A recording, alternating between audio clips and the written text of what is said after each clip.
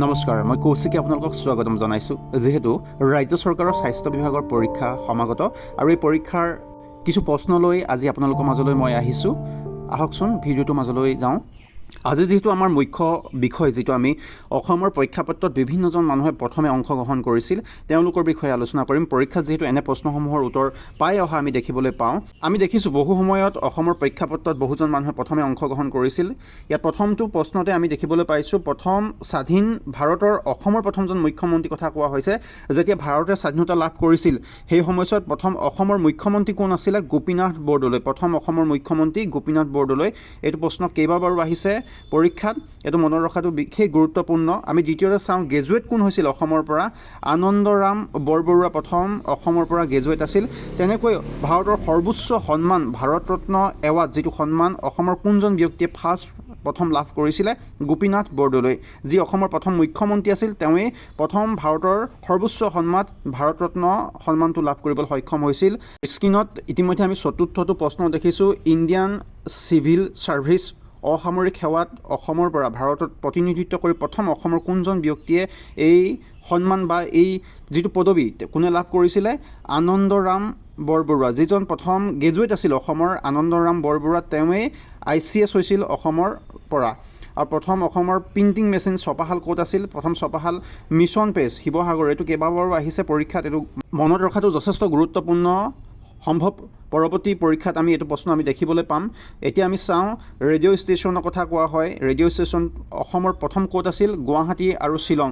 শ্বিলং যিহেতু অসমৰ ভিতৰৰ চৰাতে আছিল, গুৱাহাটী আৰু শ্বিলঙত প্ৰথম ৰেডিঅ' ষ্টেচন আছিল আৰু যি প্ৰতিষ্ঠা কৰা হৈছিল 1 জুলাই 1948 চনত। এইটো মনত ৰখাটো যথেষ্ট গুৰুত্বপূৰ্ণ।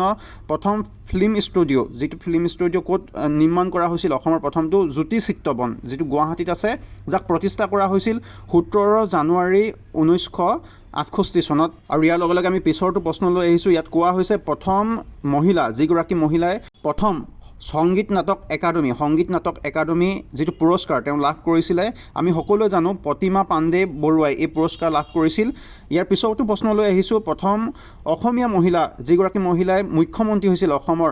আৰু প্ৰথমগৰাকী অসমৰ মহিলা মুখ্যমন্ত্ৰীৰ নাম হৈছে শ্ৰীমতী আনোৱাৰ তাইমুৰ। এইটো মনত ৰখাটো যথেষ্ট গুৰুত্বপূৰ্ণ। আগতে আমি কেইবাটাও প্ৰশ্ন পৰীক্ষাত আমি এইটো দেখিবলৈ পাইছোঁ, এই প্ৰশ্নটো আহিছে কেইবাবাৰো। আৰু ইয়াৰ পিছতে আমি দেখিবলৈ পাইছোঁ প্ৰথম যিখন ব্ৰহ্মপুত্ৰৰ ওপৰত ব্ৰিজ বনিছিল সেইখন কোনখন আচলতে? সেইখন চাবলৈ যাওঁতে আমি 1962 চনত গুৱাহাটী শৰাইঘাটৰ যিখন দলং, সেই দলংখন প্ৰথম অসমৰ ভিতৰত ব্ৰহ্মপুত্ৰত নিৰ্মাণ হোৱা প্ৰথমখন দলং। আচলতে ব্ৰহ্মপুত্ৰৰ ওপৰত নিৰ্মাণ হোৱা প্ৰথমখন দলং বুলি ক'বলৈ যাওঁতে শৰাইঘাট দলংখন, যিখন 1962 চনত নিৰ্মাণ কৰা হৈছিল। প্ৰথম মেডিকেল কলেজ কোনখন অসমৰ? প্ৰথম অসমৰ মেডিকেল কলেজখন হৈছে অসম মেডিকেল কলেজ হস্পিটেল, যিখন ডিব্ৰুগড়ত আছে। ডিব্ৰুগড়ত এইখন 1947 চনত ভাৰতে যেতিয়া স্বাধীনতা লাভ কৰিছিল তেতিয়াই এইখন মেডিকেল কলেজ প্ৰতিষ্ঠা কৰা হৈছিল। ইয়াৰ প্ৰতিটো প্ৰশ্নই যথেষ্ট গুৰুত্বপূৰ্ণ, আমি মনত ৰাখিব লাগিব। ইয়াৰ কেইবাটাও প্ৰশ্ন ইতিমধ্যে হৈ যোৱা অসম চৰকাৰৰ কেইবাটাও পৰীক্ষাত আহিছে, গতিকে আমি ভালকৈ মনত ৰাখিব লাগিব। প্ৰয়োজন হ'লে আপোনালোকে এই দিশত স্ক্ৰীনশ্বট ল'ব পাৰে। আৰু এইবাৰ ইয়াৰ পিছতো প্ৰশ্ন আমি চাইছোঁ প্ৰথম অসমীয়া চিকিৎসক কোন আছিল? ডক্টৰ ৰজনীপ্ৰভা শইকীয়া। যথেষ্ট মনত ৰাখিবলগীয়া এটা প্ৰশ্ন, কেইবাবাৰো আমি আগতে অহা দেখিবলৈ পাইছোঁ পৰীক্ষাসমূহত।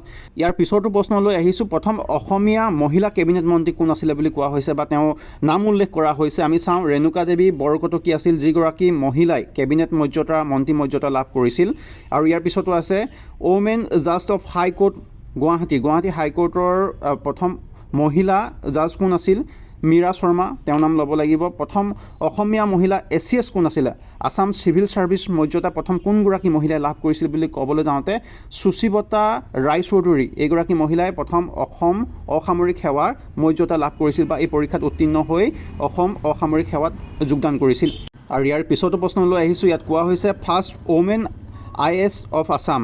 ইণ্ডিয়ান এডমিনিষ্ট্ৰেটিভ ছাৰ্ভিচত কোনগৰাকী মহিলাই প্ৰথম উত্তীৰ্ণ হৈছিল বা এই পদ লাভ কৰিছিল? তেওঁ হৈছে পাৰুল দাস। ইয়াৰ পিছত আছে first women chief minister of Assam. ইতিমধ্যে আমি এইটো প্ৰশ্ন এবাৰ আলোচনা কৰি আহিছোঁ।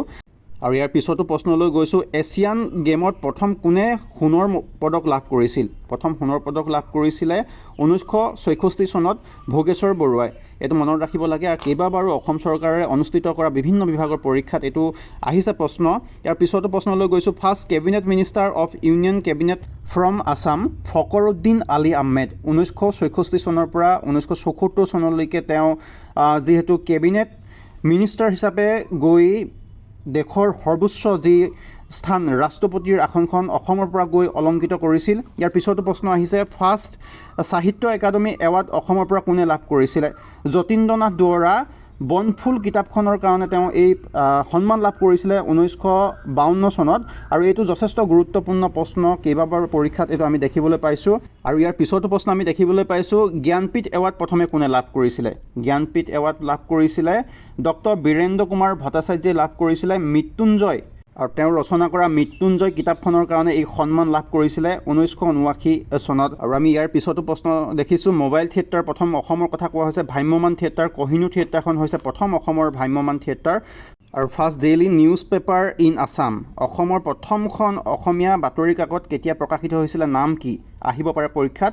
দৈনিক বাতৰি 1935 চনত এইখন প্ৰকাশিত হৈছিলে। আৰু ঠিক তেনেদৰে অসমৰ পৰা এখন ইংলিছ নিউজ পেপাৰ প্ৰকাশিত হৈছিল, যিখন বৰ্তমানো প্ৰচলিত হৈ আছে।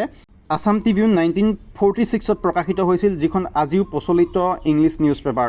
আৰু ইয়াৰ লগে লগে শেষৰটো প্ৰশ্নলৈ আমি আহিছোঁ। ইয়াত কোৱা হৈছে, আৰু আজিলৈ মই কৌশিকে আপোনালোকৰ মাজৰ পৰা ইয়াতেই বিদায় মাগিছোঁ। আশা কৰিছোঁ মোৰ ভিডিঅ'টোৰ জৰিয়তে আপোনালোক উপকৃত হ'ব। যদি মোৰ ভিডিঅ'টোৰ জৰিয়তে আপোনালোকৰ সহায় হৈছে, তেনেহ'লে নিশ্চয় মোৰ ভিডিঅ'টো লাইক কৰিব, শ্বেয়াৰ কৰিব আৰু কমেণ্ট কৰিবলৈ নাপাহৰিব। আগলৈ এনেদৰে আপোনালোকক সহায় হোৱাকৈ নতুন নতুন ভিডিঅ' লৈ আহিম। আৰু যদি আপোনালোকে মোৰ ভিডিঅ'টো চাই ভাল পাইছে, আশা কৰিছোঁ মোৰ চেনেলটো আপোনালোকে ছাবস্ক্ৰাইব কৰি দিব।